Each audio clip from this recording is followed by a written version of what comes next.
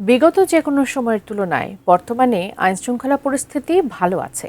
তবে গোয়েন্দা তথ্যের ভিত্তিতে কার্যক্রম নিষিদ্ধ সংগঠন আওয়ামী লীগের অপতৎপরতা রুখতে দেশের 6 জেলায় সেনা মোতায়েন করেছে সরকার, জানালেন স্বরাষ্ট্রমন্ত্রী। সোমবার সচিবালয়ে সাংবাদিকদের এক প্রশ্নের জবাবে এসব কথা বলেন তিনি।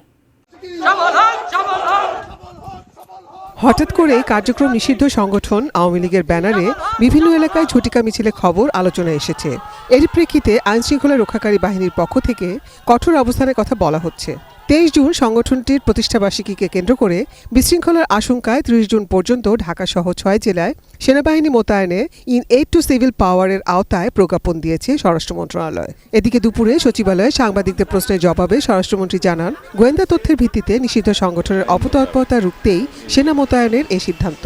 Dhaka metro, Chattogram metro, Narayanganj, Gazipur metro এবং এর বাইরে 2টি জেলা, তাতে আমরা ডিপ্লয় করেছি যাতে যে কোনো রকমের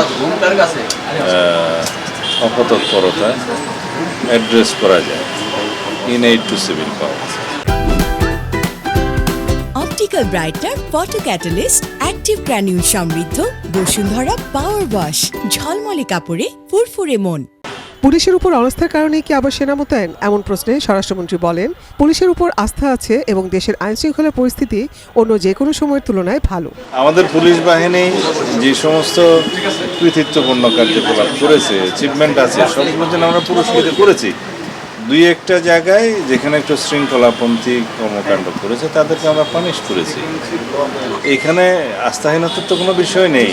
দেশে অস্থিরতা সৃষ্টির জন্য কিছু কিছু মহল, কোনো মহল অপতৎপরতায় লিপ্ত আছে, তো সেই জন্য আমরা অ্যালার্ট থাকার অংশ হিসেবে আমরা নিয়েছি। কয়েকদিন আগে ঢাকায় সনাতন ধর্মাবলম্বীদের একটি বিক্ষোভ সমাবেশে বক্তব্য দিতে গিয়ে একজন নারীর বাংলাদেশি হিন্দুদের জন্য আলাদা প্রদেশ গঠনের দাবি প্রসঙ্গে স্বরাষ্ট্রমন্ত্রী বলেন, একটি স্লিপ অফ টাং। তার স্লিপ অফ টাং হতে পারে, তাকে যেন সে মেসেজটা দেওয়া হয়। হয়তো অনেকে অনেক সময় বক্তৃতা দেওয়ার সময় অতি উৎসাহে অনেক কিছু বলে ফেলে। 11 দলের বিক্ষোভ সমাবেশ প্রসঙ্গে স্বরাষ্ট্রমন্ত্রী বলেন, এটাই গণতন্ত্রের সৌন্দর্য।